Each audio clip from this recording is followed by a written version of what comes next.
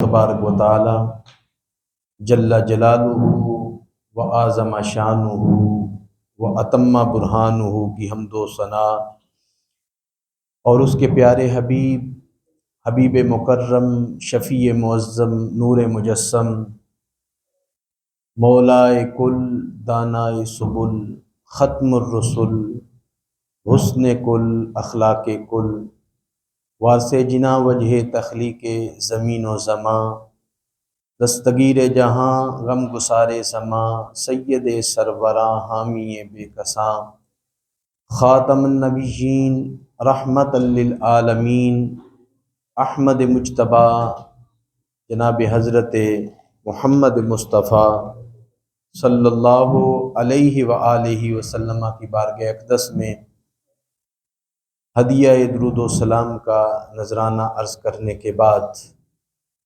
میرے نہایت ہی واجب الاحترام حاضرین و سامعین، بالخصوص حضرت مولانا قاری محمد رمضان گولڑوی صاحب خطیب و امام جامع مسجد حاضہ، دیگر انتہائی قابل قدر حاضرین و سامعین، آج کی جو رات شروع ہو چکی ہے اسے شب براءت کہتے ہیں، گناہوں سے چھٹکارے والی رات۔ اس رات کی عظمت سے کئی لوگ بڑے غافل ہیں۔ حضور نبی اکرم صلی اللہ علیہ وآلہ وسلم اس رات کو سیدہ عائشہ صدیقہ رضی اللہ تعالی عنہا کے حجرہ مبارک سے اٹھتے ہیں اور جنت البقیع شریف کے اندر تشریف لے کے جاتے ہیں۔ ام المومنین فرماتی ہیں میں بھی حضور علیہ الصلوۃ والسلام کے پیچھے پیچھے چلی گئی تو میں نے منظر کیا دیکھا کہ امام الانبیاء صلی اللہ علیہ وآلہ وسلم اپنے ہاتھوں کو کندھوں تک بلند کر کے دعا مانگ رہے تھے۔ اس طرح کندھوں تک آپ نے ہاتھ بلند کیے ہوئے تھے۔ تو جب میں وہاں پہنچی تو حضور علیہ الصلوۃ والسلام نے اس رات کی عظمت کو یوں بیان فرمایا کہ عائشہ، آج جو رات ہے یہ شعبان المعظم کی 15ویں رات ہے۔ اس رات کو اللہ تبارک و تعالی بندوں پر خاص توجہ فرماتا ہے، رحمت فرماتا ہے، اور پھر اللہ تبارک و تعالی ساری رات جو ہی مغرب سورج غروب ہوتا ہے اس وقت سے لے کر طلوع فجر تک ساری رات اللہ تبارک و تعالیٰ کی بارگاہ سے صدا آتی ہے کوئی بخشش مانگنے والا میں اس کی بخشش کر دوں، ہے کوئی رزق مانگنے والا میں اس کو رزق عطا کر دوں، ہے کوئی عافیت مانگنے والا میں اس کو عافیت دے دوں، الا قضا و قضا۔ ساری رات یہی آوازیں آتی رہتی ہیں۔ اور اس حدیث پاک کے راوی کون ہے؟ حضرت مولا علی شیر خدا رضی اللہ تعالی عنہ خود راوی ہیں۔ تو گویا کہ اللہ تبارک و تعالی اپنے محبوب کی امت کو اس رات خود دینا چاہتا ہے، کوئی مانگنے والا آئے میں اسے عطا کر دوں۔ اور دوسری روایت میں یوں ہے کہ ام المومنین فرماتی ہیں کہ میں اسی رات کو حضور علیہ الصلوۃ والسلام کے پیچھے پیچھے گئی تو میں نے منظر کیا دیکھا کہ حضور علیہ الصلوۃ والسلام سجدے کی حالت میں ہیں۔ طویل آپ نے سجدہ فرمایا، لمبا سجدہ فرمایا۔ تو آپ فرماتی ہیں کہ میرے دل میں خیال آیا نہ جانے اللہ کے محبوب علیہ السلام کی روح مبارک کفسر انسی سے پرواز تو نہیں کر گئی۔ میرے دل میں خیال آیا تو میں نے اس خیال کی وجہ سے امام الانبیاء صلی اللہ علیہ وسلم کے انگوٹھے مبارک کو پکڑ کے ہلایا تو حضور علیہ الصلوۃ والسلام نے اپنے سر مبارک کو جنبش دی۔ میں سمجھ گئی کہ حضور عبادت کر رہے ہیں۔ پھر جو ہی حضور علیہ الصلوۃ والسلام نے سلام پھیرا تو حضور نے اس رات کی عظمت کو بیان فرمایا کریم آقا علیہ السلام نے فرمایا عائشہ آج شعبان کی 15ویں رات ہے، اس رات کو اللہ تبارک و تعالی آسمان دنیا پہ نزول جلال فرماتا ہے، یعنی جو پہلا آسمان ہے اللہ تعالیٰ پہلے آسمان پر جس طرح اس کی شان ہے وہ بندوں کے قریب ہو جاتا ہے، اور پھر ساری رات یہ رحمت کا سلسلہ جاری رہتا ہے۔ اللہ کے محبوب علیہ السلام فرماتے ہیں کہ اس رات کو اللہ تبارک و تعالی اتنے لوگوں کی بخشش فرما دیتا ہے جتنے بنی کلب کے چھپائے ہیں اور جتنے ان کے اوپر بال لگے ہوئے ہیں۔ قبیلہ بنی کلیب جو تھا، کلب یا کلیب دونوں لفظ آتے ہیں، ان کے پاس جانور بہت زیادہ تھے، بھیڑ بکریاں گائیں وغیرہ ان کے پاس بہت زیادہ تھے، پورے عرب کے اندر ان کے پاس سب سے زیادہ جانور تھے۔ ایک جانور کے بالوں کو گننا یہ مشکل کام ہے، سائنس یہاں کسی جانور کے بال گن نہیں سکی آج تک، ایک جانور کے جسم پہ اتنے بال ہوتے ہیں۔ اور حضور علیہ الصلوۃ والسلام نے ایک جانور کی بات نہیں کی، فرمایا قبیلہ بنی کلب کے جتنے جانور ہیں ان کے اوپر جتنے بال لگے ہوئے ہیں، بالوں کی تعداد سے زیادہ لوگوں کی اللہ تبارک و تعالیٰ بخشش فرما دیتا ہے۔ خود اندازہ کریں یہ رات کتنی عظمت والی ہے، کتنی شان والی رات ہے، اور اگر اس رات کے اندر بندے غفلت میں کاموں کی طرف لگے رہیں، مسجد کی طرف نہ آئیں، عبادت نہ کریں، اللہ سے معافی نہ مانگے، تو خسارہ تو بندوں کا ہے نا، خسارہ بندوں کا ہے۔ وہ تو عطا کرنے کے لیے اس کی رحمت چھما چھما آج برس رہی ہے۔ وہ کیسا، ایک مثال عرض کرتا ہوں، کیسی خوبصورت مثال ہے کہ ایک فقیر آدمی تھا، وہ ایک بادشاہ کے دروازے پہ آیا اور دربان کھڑے تھے، دربانوں سے کہنے لگا کہ میں نے بادشاہ کو تحفہ دینا ہے۔ دربان بھی حیران ہو گئے، ہے فقیر اور کہتا ہے میں نے بادشاہ کو تحفہ دینا ہے، بادشاہ تو تحفوں سے بے نیاز ہے، اس کو تحفوں کی کیا ضرورت ہے۔ خیر اس فقیر نے کہا میں تو تحفہ دے کے ہی جاؤں گا۔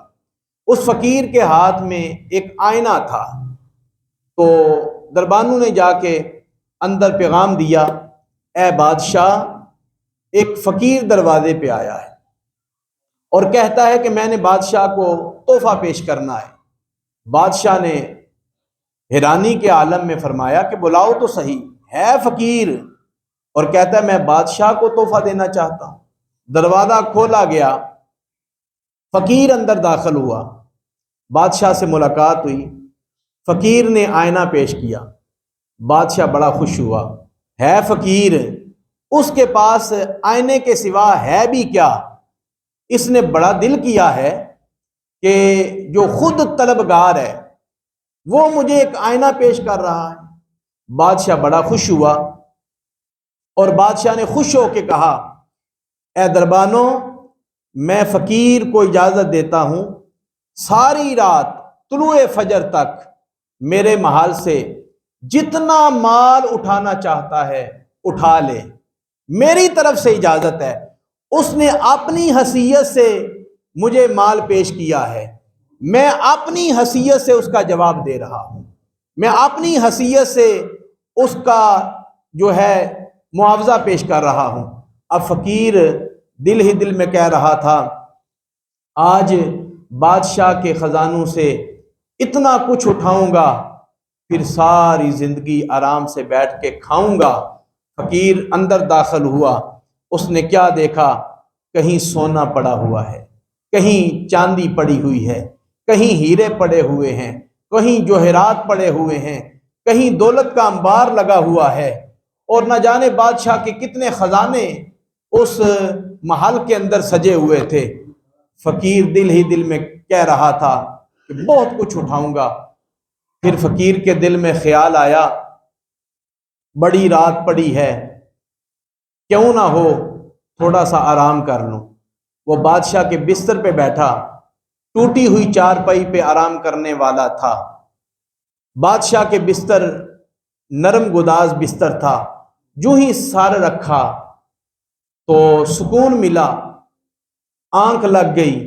جب آنکھ لگی تو قسمت کی آنکھ رونے لگی، اور قسمت کہہ رہی تھی او فقیر آدمی، آج تو جاگ لیتا، خزانے اٹھا لیتا، بعد میں تو سویا رہتا تو ساری زندگی آرام کرتا، تجھے کون اٹھانے والا تھا؟ لیکن آج تیری قسمت ہری ہوئی ہے کہ بادشاہ نے کہا ہے خزانے اٹھا لے، طلوع فجر تک جتنے خزانے تو اٹھانا چاہتا ہے میری طرف سے اجازت ہے، لیکن آج تو غفلت کی نیند سو رہا ہے۔ خیر، فقیر سوتا رہا، رات گزرتی رہی، جو ہی طلوع فجر ہوئی مؤذن نے اذان کہی، اللہ اکبر اللہ اکبر، بادشاہ کی طرف سے اعلان ہوا، اے دربانوں، میں نے فقیر سے کہا تھا طلوع فجر تک جتنا مال اٹھانا چاہتا ہے اٹھا لے، اب میرا وعدہ پورا ہو گیا ہے، طلوع فجر ہو چکی ہے، اذانیں شروع ہو گئی ہیں، اس فقیر کو اب پکڑ کے میرے محل سے باہر نکالو۔ دربان آئے، انہوں نے کیا دیکھا؟ فقیر بادشاہ کے بستر پہ سویا ہوا ہے۔ دربانوں نے اٹھایا، فقیر اٹھا، دربانوں نے پکڑ کے باہر لے جانا چاہا، فقیر کی آنکھوں میں آنسو آ گئے، کہنے لگا ابھی تو میں نے کچھ نہیں اٹھایا، خدا کے لیے تھوڑے لمحے، تھوڑا ٹائم مجھے دے دو، میں کچھ تو اٹھا لوں۔ چونکہ بادشاہ کا پیغام تھا اب اسے اٹھانے کی اجازت نہیں ہے، اسے نکال دیا جائے۔ محترم حاضرین، فقیر روتا رہا، دربان اسے کھینچ کے باہر لے گئے، اس نے ایک بادشاہ کے خزانے سے ایک چیز بھی نہ اٹھائی، نہ سونا اٹھا سکا، نہ چاندی اٹھا سکا، نہ ہیرے اٹھا سکا، نہ جوہرات اٹھا سکا، خالی آیا تھا، خالی واپس چلا گیا۔ آج کی رات بھی خزانوں سے بھری ہوئی ہے، اللہ کی طرف سے آواز آ رہی ہے، اے بندو، مغرب کی اذان سے لے کر طلوع فجر تک معافی مانگنا چاہتے ہو تو میں تمہیں معاف کر دوں گا، رزق مانگنا چاہتے ہو تو میں تمہیں رزق عطا کر دوں گا، کسی مصیبت کے اندر پھنسے ہوئے ہو تو مجھ سے طلب کرو، میں تمہاری مصیبتیں دور کر دوں گا۔ اگر ساری رات ہم سوئے رہیں، ہم کچھ نہ مانگے تو اس میں عطا کرنے والا تو عطا کر رہا ہے، قصور تو ہمارا اپنا ہے، قصور ہمارا اپنا ہے۔ اس لیے محترم حاضرین، اللہ رب العزت نے اپنے محبوب علیہ السلام کی امت کے لیے بڑے خزانے رکھے ہیں۔ یہ شب برات اس امت کو دینے کا ایک مقصد ہے کہ کوئی بہانہ بنے میں اپنے محبوب کی امت کو بخش دوں۔ پہلی امتوں کے لیے قانون اور تھے، اس نے اپنی محبوب یعنی اپنے محبوب کی امت کے لیے قانون اور رکھے۔ پہلی امتوں کے لیے توبہ کا طریقہ اور ہے، حضور کی امت کے لیے توبہ کا طریقہ اور ہے۔ اب حیران ہوں گے کہ پہلی امتوں کے لیے اتنا مشکل توبہ کا طریقہ ہے، تو اس امت کے لیے اتنا آسان کیوں ہے؟ کیونکہ اس امت کی نسبت اس کے محبوب کے ساتھ ہے۔ پہلی قومیں، ان کا قرآن پاک میں ذکر ہے، یا قوم انکم ظلمتم انفسکم باتخاذکم العجل فتوبوا الی بارئکم فاقتلوا انفسکم۔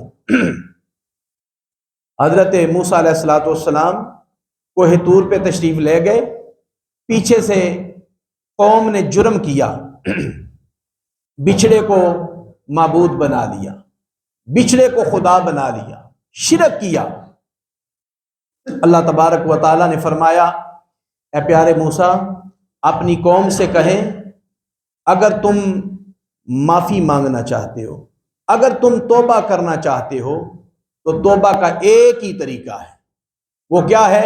فَاقْتُلُوا أَنفُسَكُمْ، تم ایک دوسرے کو قتل کرو، تم ایک دوسرے کی جانوں کو ختم کر دو، پھر میں راضی ہو جاؤں گا۔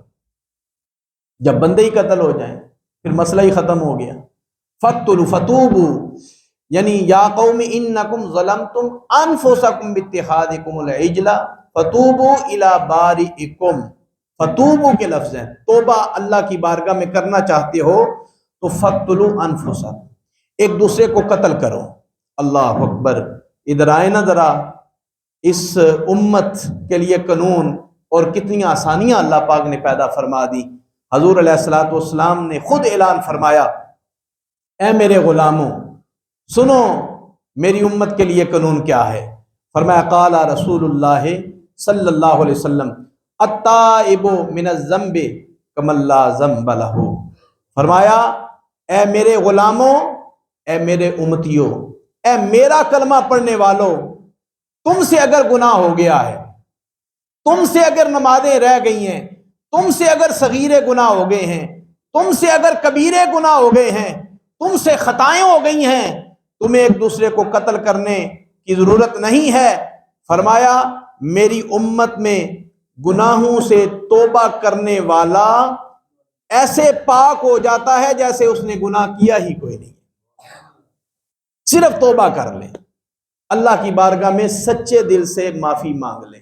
کتنا آسان طریقہ ہے، بس معافی مانگنے پر وہ مالک راضی ہو جاتا ہے۔ اب قرآن پاک کی طرف آئیں، اللہ پاک نے فرمایا نبئ عبادی انی انا الغفور الرحیم، میرے بندوں کو آگاہ کر دو کہ میں بخشنے والا، رحم کرنے والا۔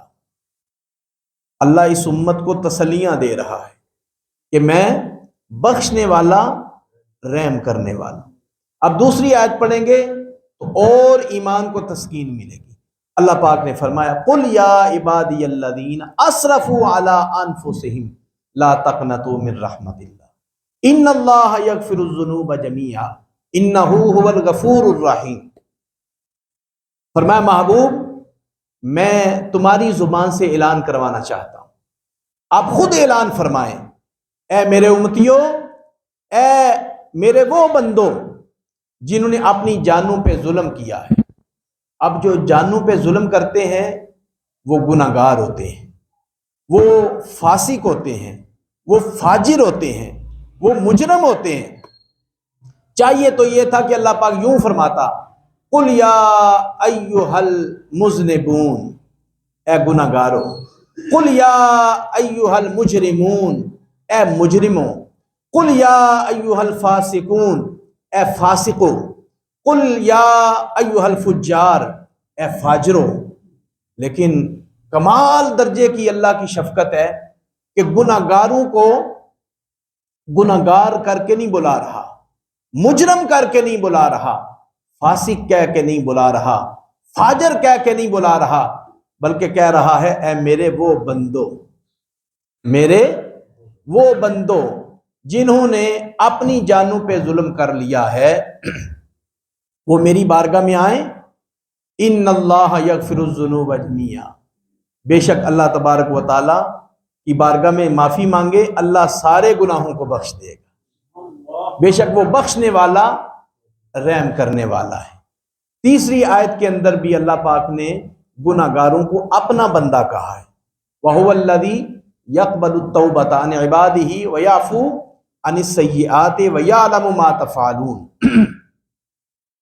وہی رب ہے جو اپنے بندوں کی توبہ کو قبول فرماتا ہے، توبہ کو قبول فرماتا ہے اور گناہوں سے درگزر فرماتا ہے، اور جو کچھ تم کرتے ہو وہ خوب جانتا ہے۔ تو محترم حاضرین، یہ چند آیات مقدسہ توبہ کے حوالے سے میں آپ کے سامنے عرض کی ہیں۔ اب آئیں ذرا حدیث مبارک کی طرف۔ اللہ تعالیٰ اس امت پہ کتنا مہربان ہے، کتنا شفیق ہے۔ حضور علیہ الصلوۃ والسلام نے فرمایا پہلی امتیں جتنی نیکیاں کرتی تھیں اللہ اتنے ہی ان کا ثواب لکھتا تھا، لیکن میری امت کی یہ شان ہے۔ حضرت عبداللہ بن عباس رضی اللہ تعالیٰ عنہ اس حدیث پاک کے راوی ہیں، مشکوٰۃ شریف کے اندر حدیث پاک موجود ہے۔ حضور فرماتے ہیں نیکیاں اور گناہ اللہ نے تحریر فرما دیے۔ میرے کریم آقا علیہ السلام نے فرمایا جو نیکی کا صرف ارادہ کرے، اس نے نیکی کی نہیں ہے، صرف اس نے ارادہ کیا ہے، ارادہ کرنے کے بعد اس نے نیکی نہیں کی اللہ کے حضور اللہ اس کی کامل نیکی لکھ دیتا ہے۔ پھر حضور فرماتے ہیں اگر نیکی کا ارادہ کرنے کے بعد اس نے نیکی کر لی ہے تو اس کو ایک نیکی پر ایک نیکی کا ثواب نہیں ملے گا۔ حضور فرماتے ہیں اس کی ایک نیکی کا ثواب 10 نیکیوں سے شروع ہوگا، اور 10 نیکیوں سے لے کر 700 نیکیوں تک اللہ بڑھاتا ہے۔ واللہ یضاعف لمن یشاء واللہ واسع علیم۔ اگر اخلاص زیادہ ہو تو 700 سے بھی بڑھا دیتا ہے، اور اللہ وسعت والا ہے، اور اللہ تبارک و تعالی علم والا ہے۔ ماشاءاللہ مولانا قاری شاہ وزیر صاحب تشریف لائے، آگے تو میں یہ عرض کر رہا تھا۔ اور دوسری طرف دیکھیں، کریم آقا علیہ الصلوۃ والسلام نے فرمایا نیکی ایک کرے گا تو 700 گنا تک اللہ بڑھا دے گا، لیکن گناہ اگر ارادہ کرے گناہ کرنے کا، لیکن ارادہ کرنے کے بعد خیال آیا کہ اللہ دیکھ رہا ہے، اس نے اپنے آپ کو روک لیا، اس نے گناہ چھوڑ دیا، اس گناہ کے چھوڑنے پر بھی اللہ کے حضور اسے ایک کامل نیکی عطا کی جائے گی۔ اور پھر اگر اس نے گناہ کا ارادہ کرنے کے بعد گناہ کر لیا، اصول تو یہ بنتا تھا کہ گناہ کرنے پر اسے 10 گناہ کم از کم دیے جاتے، یا 700 گناہ دیے جاتے، یا اس سے بھی بڑھا دیے جاتے، مگر کمال درجے کی شفقت یہ ہے کہ اس نے گناہ جب کر دیا تو حضور فرماتے ہیں 10 گناہ نہیں لکھتا، 700 گناہ نہیں لکھتا، 700 سے بھی بڑھاتا نہیں ہے۔ اگر میرا امتی گناہ کر بیٹھتا ہے تو اللہ رب العزت صرف ایک ہی گناہ لکھتا ہے، صرف ایک ہی گناہ لکھتا ہے۔ نیکی کا معاملہ آیا تو ایک نیکی کا ثواب کم از کم 10 گنا، پھر 700 گنا تک بڑھا دیتا ہے۔ اخلاص زیادہ ہو تو اس سے بھی زیادہ اجر و ثواب عطا کرتا ہے۔ حضور علیہ الصلوۃ والسلام کی امت پر اس قدر وہ مہربان ہے۔ اور پھر ایک اور حدیث پاک ہے جس کے راوی حضرت ابو ہریرہ رضی اللہ تعالی عنہ ہے۔ حضور نبی اکرم صلی اللہ علیہ وسلم نے فرمایا اے ابن آدم، اگر تو مجھ سے معافی مانگتا رہے اور میرے اوپر پوری امید لگائے رکھے تو میں تجھے بخشتا رہوں گا، میں بے نیاز ہوں، تیرے گناہ آسمان کی بلندیوں تک بھی پہنچ جائیں، تیرے گناہ ساری زمین سے بھی بھر جائیں، مجھے کوئی پرواہ نہیں، میں بے نیاز ہوں، میں بخشنے والا ہوں، شرط یہ ہے کہ میری بارگاہ میں آ جا، میری بارگاہ میں صدقے دل سے آ کے معافی مانگ۔ دیکھیں رب اپنے محبوب کی امت کو تسلیاں دے رہا ہے کہ فرما رہا ہے ایک گناہ نہیں، 2 گناہ نہیں، تیرا سارا جسم گناہوں کے اندر ڈوبا ہوا ہے، اور تیرے اتنے گناہ ہیں کہ آسمانوں تک چلے گئے، تیرے اتنے گناہ ہیں کہ ساری زمین سے بھر گئے۔ اللہ فرماتا ہے مجھے کوئی پرواہ نہیں، اے ابن آدم صدقے دل سے میری بارگاہ میں معافی مانگ، میں سارے گناہوں کو بخش دوں، سارے گناہوں کو بخش دوں۔ اللہ اکبر۔ پھر اللہ تبارک و تعالی اس قدر مہربان ہے، کریم آقا علیہ الصلوۃ والسلام کے ایک عظیم صحابی جن کا نام ہے حضرت عبداللہ بن مسعود، سب کہیں رضی اللہ تعالیٰ عنہ، یہ بڑے عظیم صحابی ہیں، اس حدیث پاک کو روایت کرتے ہیں۔ یہ پوری حدیث پاک مشکوٰۃ شریف کے اندر موجود ہے۔ مشکوٰۃ شریف ایک کتاب کا نام ہے، بڑی معتبر کتاب ہے، اس کے اندر موجود ہے کہ حضرت سیدنا عبداللہ بن مسعود رضی اللہ تعالیٰ عنہ فرماتے ہیں کہ ایک دن حضور علیہ الصلوۃ والسلام تشریف فرما تھے، تو حضور نے فرمایا جو جنت میں سب سے آخر میں بندہ داخل ہوگا نا، آؤ میں تمہیں اس کی داستان سناتا ہوں۔ جنت میں تو کروڑوں لوگ جائیں گے، جنت میں اربوں لوگ جائیں گے، لیکن حضور فرماتے ہیں جو جنت میں سب سے آخر میں داخل ہوگا میں اس کی تمہیں داستان سنا رہا ہوں۔ پتہ چلا جو پہلے داخل ہوگا حضور اسے بھی جانتے ہیں، جو آخر میں داخل ہوگا حضور اسے بھی جانتے ہیں، اسی لیے تو فرما رہے ہیں اے میرے غلاموں آؤ میں تمہیں اس آدمی اور اس اپنے امتی کی بات سناتا ہوں جو جنت میں سب سے آخر میں داخل ہوگا۔ صحابہ کرام بیٹھے ہیں، میرے آقا علیہ الصلوۃ والسلام کی اس حدیث کو روایت کرنے والے یہ حضرت سیدنا عبداللہ بن مسعود نے جب حدیث پاک سن لی تو یہ کسی اور مقام پہ موجود تھے، تو انہوں نے وہاں جا کے حضور کا یہ فرمان سنایا۔ تو کس انداز میں سنایا؟ آپ فرماتے ہیں کہ حضور علیہ الصلوۃ والسلام نے فرمایا جو آخری بندہ ہے نا جنتی، وہ اٹھے گا، چلے گا، پھر گر پڑے گا، پھر اٹھے گا، اسے آگ جلسائے گی، تو پھر تھوڑا سا چلے گا، پھر گرے گا۔ حضور فرماتے ہیں کہ پھر ایسی جگہ پہ آئے گا جہاں آگ نہیں ہوگی، اسے سکون ملے گا۔ تو وہ بندہ خیال کرے گا جو اللہ تبارک و تعالیٰ نے جو مجھے جگہ عطا فرمائی ہے نا، یہ جگہ یہ نہ اگلوں میں سے کسی کو ملی ہے نہ پچھلوں میں سے کسی کو ملے گی، وہ اسی جگہ کو دیکھ کے خوش ہو جائے گا اور دل ہی دل میں بڑا سکون پائے گا۔ پھر عبداللہ بن مسعود فرماتے ہیں کہ حضور نے فرمایا کہ اللہ پاک اس بندے کے سامنے ایک درخت رکھے گا، وہ بڑا ہی خوبصورت ہوگا، نیچے چشمہ ہوگا، تو اس درخت کو دیکھے گا تو بندہ کہے گا اے اللہ مجھے اس درخت کے قریب نہیں کر دیتے؟ اللہ پاک فرمائے گا کہ ٹھیک ہے، میں تمہاری بات مان لیتا ہوں، اس درخت کے قریب کر دیتا ہوں۔ ممکن ہے کہ جب میں اس درخت کے قریب کر دوں تو پھر اور تم سوال کر ڈالو۔ بندہ عرض کرے گا یا اللہ میں وعدہ کرتا ہوں اس درخت کے قریب کر دے، میں آگے سے میں مطالبہ نہیں کروں گا۔ اللہ پاک اسے معذور جانے گا، کیوں؟ اس سے بہتر اس کے سامنے جب درخت لائے گا نا تو بندہ اس کو دیکھ کے صبر نہیں کر سکے گا۔ تو عبداللہ بن مسعود فرماتے ہیں کہ حضور نے فرمایا کہ اس درخت کے پاس اللہ پاک اسے کر دے گا، پھر اس سے شاندار درخت سامنے لائے گا تو بندہ بول پڑے گا یا اللہ اس درخت کے قریب کر دے۔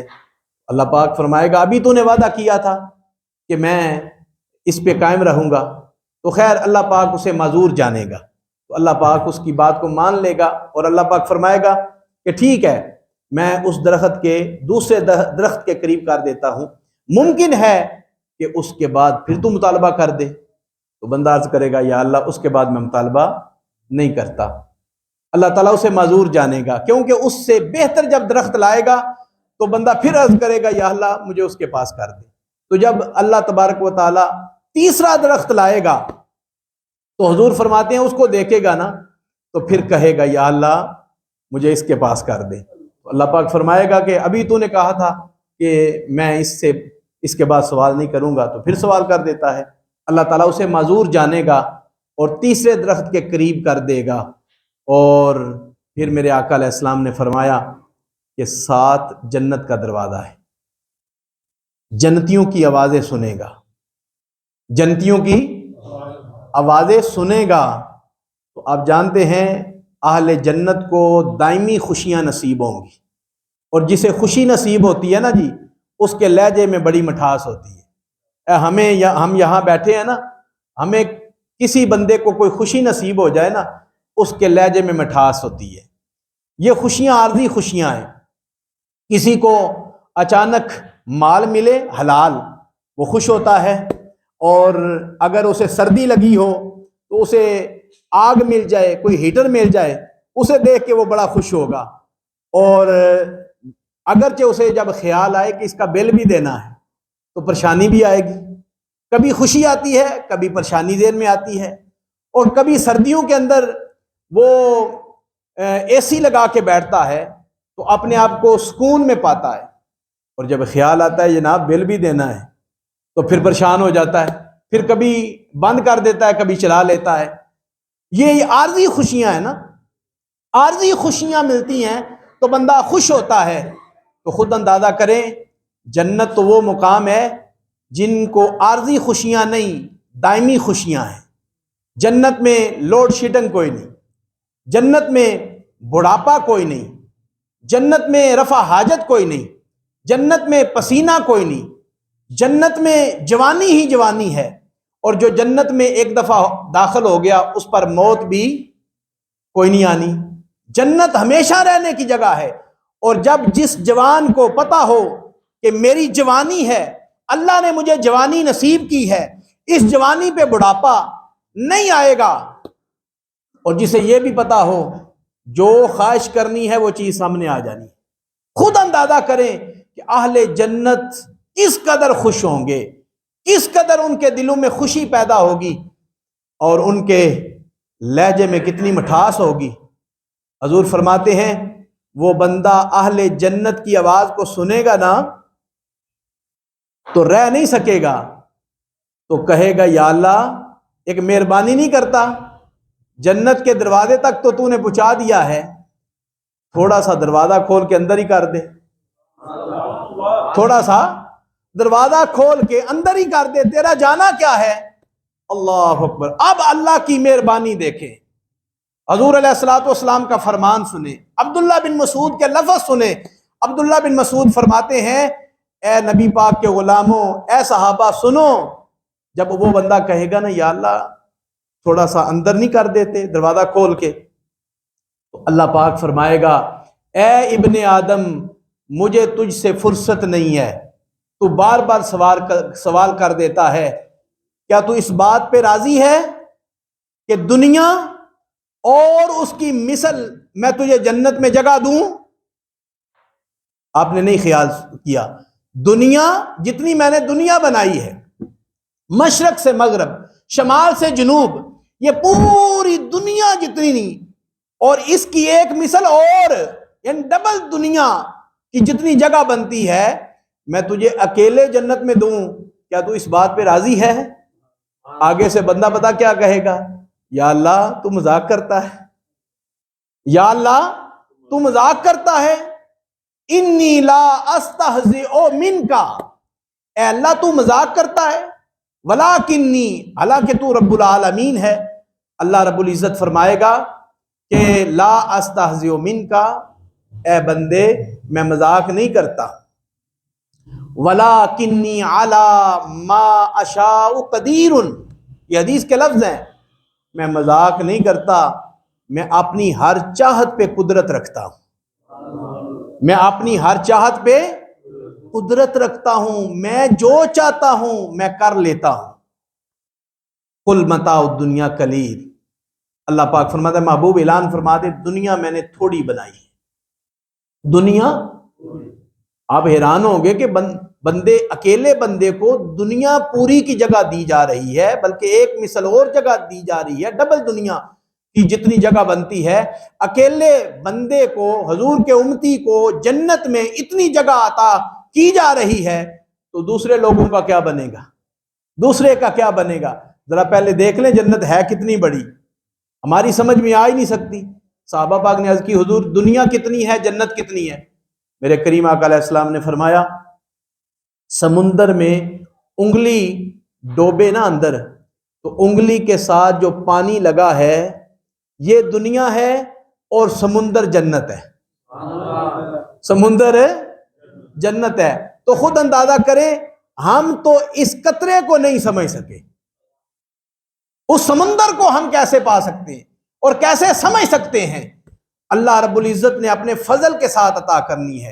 اور دوسری طرف یہ بھی حدیث پاک ہے جنت میں کوڑا رکھنے کی جگہ بھی مل گئی نا تو یہ غنیمت سمجھنا، جنت میں کوڑا رکھنے کی جگہ بھی مل گئی تو غنیمت جاننا، یہ قانون اللہ بتا رہا ہے۔ جنت میں جانا اتنا آسان کام نہیں ہے، اور دوسری طرف اللہ اپنا فضل بیان کر رہا ہے، دوسری طرف اللہ اپنا فضل بیان کر رہا ہے کہ اگر میں چاہوں تو میں ایک بندے کو ساری دنیا اور دنیا کی ایک مثل اور اتنی جگہ اکیلے بندے کو دے دوں۔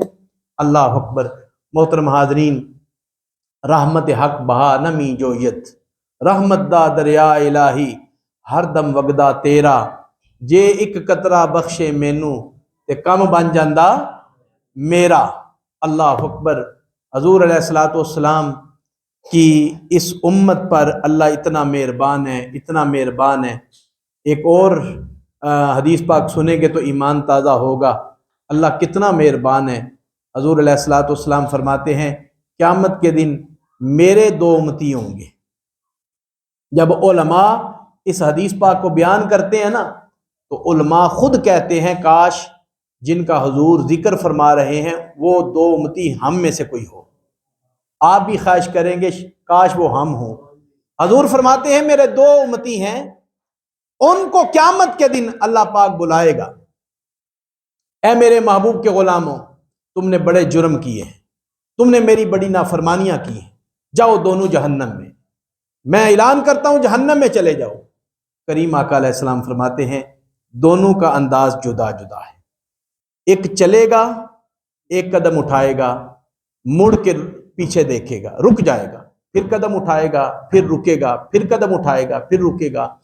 اللہ پاک فرمائے گا فرشتوں اس بندے کو کہو جب رب تعالیٰ نے حکم سنا دیا ہے کہ تیرا ٹھکانہ جہنم میں ہے، رکتا کیوں ہے، پیچھے مڑ کے دیکھتا کیوں ہے، وجہ کیا ہے؟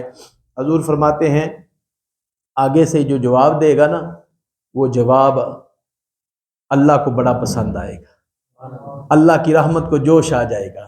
وہ بندہ کہے گا یا اللہ رکتا اس لیے ہوں کہ تیرا ہی فرمان ہے لا تقنطوا من رحمت اللہ، میری رحمت سے نا امید نہیں ہونا۔ اے اللہ تیرا ہی فرمان ہے کہ میری رحمت سے نا امید نہیں ہونا، اگرچہ تیرا حکم مجھے مل گیا ہے کہ تیرا ٹھکانہ جہنم میں ہے، لیکن یہ بھی تیرا ہی فرمان ہے کہ میری رحمت سے نا امید نہیں ہونا، رک جاتا ہوں، پیچھے دیکھتا ہوں، شاید میرا مولا مہربان ہو جائے، شاید میرا مالک رحمت فرما دے اور میرے اوپر کرم فرما دے اور میرے اوپر اپنا فضل فرما دے۔ حضور فرماتے ہیں میرے اس امتی کی اس بات کو اللہ پسند فرمائے گا۔ اللہ پاک فرمائے گا اے فرشتوں اس بندے نے میرے اوپر اتنا بھروسہ رکھا ہوا ہے ابھی بھی، چلو اگر میرے اوپر اتنا بھروسہ رکھا ہے تو جنت کا دروازہ کھول کے اسے اندر داخل کر، اسے اندر داخل کر۔ اللہ اکبر۔ تو دوسرا جو امتی ہے حضور علیہ الصلوۃ والسلام فرماتے ہیں دوسرے امتی کو اللہ پاک فرمائے گا کہ تیرا ٹھکانہ جہنم میں ہے، وہ اتنی تیزی کے ساتھ بھاگے گا، جہنم کی طرف جائے گا، رکے گا نہیں، بھاگتا بھاگتا جائے گا۔ اللہ پاک میرے اس امتی سے فرمائے گا اے فرشتوں اسے روکو تو صحیح، اسے پوچھو تمہیں پتہ ہے جہنم کس چیز کا نام ہے؟ تو آہستہ آہستہ چلتا، تیرا جو وقت بار گزر جاتا وہی تیرے لیے بہتر تھا، تو اتنی سپیڈ کے ساتھ جا رہا ہے، آہستہ آہستہ چلتا، جو وقت باہر گزرتا تیرے لیے بہتر ہے۔ تو جب فرشتے اسے روک کے پوچھتے ہیں حضور علیہ السلام فرماتے ہیں وہ میرا امتی اتنا خوبصورت جواب دے گا، اللہ کو پسند آ جائے گا، اللہ اسے بھی جنت عطا فرما دے گا۔ جواب سنیں گے ایمان تازہ ہوگا۔ وہ حضور فرماتے ہیں میرا امتی جو دوڑتا دوڑتا جا رہا ہے، رکنے کا نام ہی نہیں لیتا، جب فرشتے روکیں گے اور کہیں گے جناب آہستہ آہستہ چلتے، جو وقت بار گزر جاتا تمہارے لیے بہتر تھا، اتنی سپیڈ کے ساتھ کیوں جا رہے ہو؟ حضور فرماتے ہیں میرا امتی کہے گا اے فرشتوں ساری زندگی میں نے اپنے مولا کی ایک بھی نہیں مانی، ساری زندگی میں نے نافرمانی کی ہے، آج میرے دل میں خیال آیا چلو مالک کی ایک نہیں مانی، آج ہی مان لو، آج ہی مان لو، آج رب نے حکم دیا ہے نا اے میرے بندے یہ کام کر، یہ میرا حکم ہے، خیال آیا اپنے مولا کا آخری حکم ہی مان لو، زندگی میں ایک بھی نہیں مانا، چلو آج تو مان لو نا۔ اللہ پاک فرمائے گا، حضور فرماتے ہیں اللہ کی رحمت کو جوش آ جائے گا، اللہ پاک فرمائے گا فرشتوں اس کو بھی روک لو، اسے بھی روک لیا جائے گا۔ اللہ پاک فرمائے گا جنت کا دروازہ کھولو، اسے بھی اندر داخل کر، اسے بھی اندر داخل کر۔ محترم حاضرین آج نیکی کمانے والی رات ہے، آج اللہ سے معافی مانگنے والی رات ہے، آج اللہ کی رحمت کو جوش آ رہا ہے، اور یہ میں یہاں ایک اور پیغام دینا چاہتا ہوں کہ قرآن پاک کے اندر جب کوئی بندہ فوت ہوتا ہے نا اس کی دل کی کیفیت کو اللہ نے بیان فرمایا ہے۔ 18واں پارہ ہے، اللہ پاک فرماتا ہے حتی اذا جاء احدکم الموت، کہ جب ملک الموت آتا ہے نا مرنے والے کے پاس، اس کی روح کو لے کے جاتا ہے، تو اس مرنے والے کے دل کی یہ کیفیت ہوتی ہے، وہ کیفیت بیان کی جا رہی ہے وہ مرنے والا کہتا ہے رب ارجعون، اے اللہ مجھے تو پتہ ہی نہیں چلا کہ ملک الموت اتنی جلدی آ گیا ہے، میں تو دنیا کے کاموں میں لگا ہوا تھا اور اچانک یہ معاملہ بن گیا موت کا۔ رب ارجعون، ایک دفعہ مجھے دنیا میں دوبارہ لوٹا، دنیا میں دوبارہ بھیج۔ اللہ پاک فرمائے گا میں نے تمہیں زندگی عطا کی تھی، کسی کو 70 سال، کسی کو 50 سال، کسی کو 60 سال، کسی کو 80 سال، کسی کو 90 سال۔ اللہ پاک فرمائے گا میں نے تجھے اتنی زندگی عطا فرمائی ہے، اس زندگی کے اندر تو نے کچھ نہیں کیا، اب کہتا ہے مجھے دوبارہ دنیا میں بھیج، اب کرے گا کیا؟ سنے مرنے والے کی کیفیت کیا ہے اور مرنے والا بول کے کیا کہتا ہے اللہ کے حضور، لعلی اعمل صالحا فیما ترکت کلا، لعلی اعمل صالحا، اے اللہ دوبارہ دنیا میں بھیجنا تاکہ میں اچھے اعمال کر لوں، میں اچھے۔ کیا خیال ہے اللہ مرنے والے کی بات کو مان لے گا؟ آج تک کس طرح کا قانون بنا ہے کہ مرنے والا دوبارہ آ جائے دنیا؟ نہیں نہ آیا، جو چلا گیا وہ چلا گیا، اس کا ٹائم مقرر تھا، وہ واپس نہیں آئے گا۔ تو آگے اللہ پاک نے خود بھی بیان فرما دیا کہ صالحاً فیما ترکت کلا، نہیں ہرگز نہیں، ایسا نہیں ہوگا کہ مرنے والا دوبارہ کہے کہ مجھے بس بھول لگی ہوئی تھی، میں کچھ حاصل نہیں کر سکا، میں نمازیں نہیں پڑھ سکا، میں حقوق اللہ ادا نہیں کر سکا، حقوق العباد ادا نہیں کر سکا، اے میرے مالک ایک دفعہ بھیج۔ اللہ نہیں مانے گا۔ میرا یہ میسج ہے آج کی رات، مرنے والے کی دل کی کیفیت کو قرآن نے بیان فرمایا ہے کہ دوبارہ دنیا میں بھیج، میں اچھے اعمال کر لوں۔ وہ تو نہیں آئے گا، ہم زندہ ہیں، ہماری سانس چل رہی ہے، ہماری نبض چل رہی ہے، آنکھیں کھلی ہوئی ہیں، ہم تو اچھے اعمال کر سکتے ہیں۔ ہم تو اگر نمازوں کے بغیر زندگی گزر رہی ہے، ہم اچھے اعمال کر سکتے ہیں، ہم اللہ کو راضی کر سکتے ہیں، ہم اللہ کے محبوب کو راضی کر سکتے ہیں۔ آج کی بڑی مبارک رات ہے، اس رات کے اندر اللہ تبارک و تعالی حضور کی ساری امت کو بخشنا چاہتا ہے، جو معافی مانگے گا اس کی بخشش ہو جائے گی۔ لیکن حضور علیہ الصلوۃ والسلام نے فرمایا چند افراد ایسے ہیں جن کی معافی آج کی رات بھی نہیں ہوگی۔ نمبر 1، مشرک، جو اللہ وحدہ لا شریک کے ساتھ کسی کو شریک ٹھہراتا ہے، اس کی بھی معافی نہیں ہوگی جب تک وہ اپنے عقیدے سے توبہ نہیں کرے گا۔ نمبر 2، حضور علیہ الصلوۃ والسلام نے فرمایا کہ جو مسلمانوں کا کینہ رکھتا ہے، بغض رکھتا ہے، آج کثیر تعداد ایسی ہے مسلمانوں کی کہ ہم ایک دوسرے کا بغض سینے میں پالتے ہیں، ایک دوسرے کا حسد سینے میں پالتے ہیں۔ اور حسد کا نقصان کیا ہے؟ حضور فرماتے ہیں جیسے خشک لکڑی کو آگ کھا جاتی ہے، حسد کی بیماری اس طرح نیکیاں کھا جاتی ہیں۔ بندہ سمجھتا ہے میں بڑیاں نیکیاں کر رہا ہوں، لیکن حسد بھی ہے اور حسد کی وجہ سے وہ نیکیاں ساری چلی جاتی ہیں۔ تو حضور فرماتے ہیں جس نے کسی کا کینہ اندر پالا ہوا ہے، بغض پالا ہوا ہے، حسد پالا ہوا ہے، آج کی رات وہ اپنے اندر سے اس بیماری کو ختم کرے اور پکی توبہ کر لے، اے اللہ فلاں بندے کا بغض تھا، حسد تھا، میں تیری رضا کے لیے میں سارا کوئی نکالتا ہوں، اپنے سینے کو پاک کر لے تو اللہ اسے بھی بخش دے گا، اسے بھی بخش دے گا۔ پھر حضور فرماتے ہیں جو اپنا تہ بند لٹکا کے چلتا ہے، اہل عرب اپنا کپڑا زمین کے اوپر گھسیٹ گھسیٹ کے چلتے تھے، تکبر کی علامت تھی، تو فرمایا اس کی بھی بخشش نہیں ہوگی، اچھے جائے کہ جب تک وہ اللہ کے حضور معافی نہ مانگ لے۔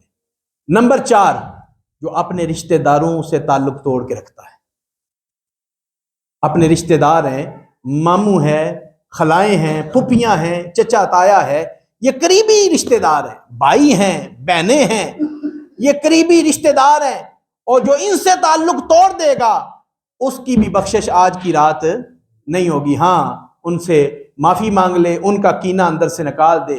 ہمارے ہاں کثیر تعداد ایسی ہے کہ جب کسی وقت دینے کا کوئی ٹائم آتا ہے تو ہم دور دور لوگوں کو دیتے ہیں اور اپنا قریبی رشتہ دار اس کو حاجت ہوتی ہے، ہم اس کو کچھ نہیں دیتے، ہم اسے محروم کر دیتے ہیں۔